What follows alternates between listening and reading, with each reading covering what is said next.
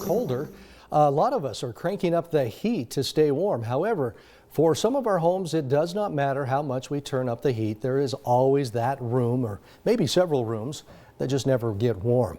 This can be especially frustrating in newer built homes or new installations that can cost tens of thousands of dollars. Local News 8's Chris Nessman looked into the consumer protections of HVAC or HVAC installations and is here with me now in the studio. Chris, most of us can relate to this. You have that cold room in the house that just never warms up. But really, at what point is it a problem? Well, Todd, I asked that exact question, and it's not an exact measurement, but it comes down to feel. If, while keeping your furnace on, you need to wear shorts and a t-shirt in one part of the house, and then you have to throw on a big coat and pants to be comfortable in another part of the house, it might be worth having your system looked at. You should have an even feel throughout the whole home. If there is a temperature difference, could be something in terms of ductwork, maybe vents are shut, or an actual issue with the equipment. Greg Phillips has been working with HVAC systems since the mid-90s and says homeowners have two things they are responsible for: changing the filter and opening and closing the vents.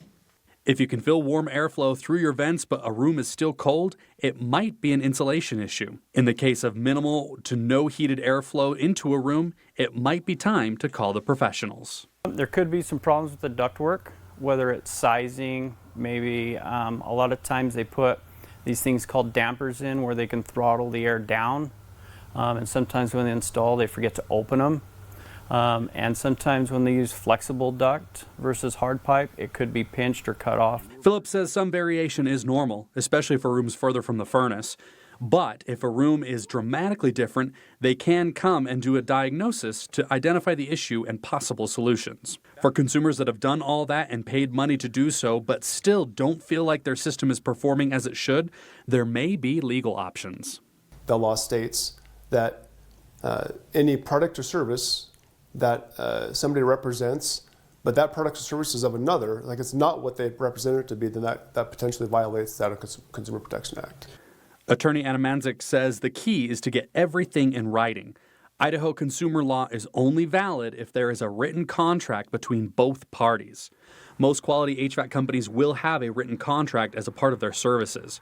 You also have to prove that you've sustained damages. Even if you can prove all of that, Anna Manzik encourages both parties to hash it out first before getting the courts involved. Okay, so a lot going on there. Is somebody watching this at home? They know they need to install that system, the new system, but they're still a little nervous just to take that next jump. It's expensive. It's not cheap. What do you do? Are there other ways to research this besides just word of mouth? Well, so one of probably the best, this is actually I thought was very interesting, just learned this today. Obviously word of mouth, online reviews, referrals, all great. But there's actually a website that gives you, the consumer, even more tools. It's actually the Idaho Division and Occupational and Professional Licenses page. Bit of a mouthful. However, it has everything to do with trades licensed within the state of Idaho. So on there you can search for a licensed individual, search for previous complaints against them, and even see, file a complaint yourself if you've had a bad experience with someone. So this is the state level, and of course any complaints that are filed, the state will investigate. So it's a powerful consumer tool, and you can use it. It might be a place to start. Yeah, great place to start. Okay. Chris, thank you for that. Very well done.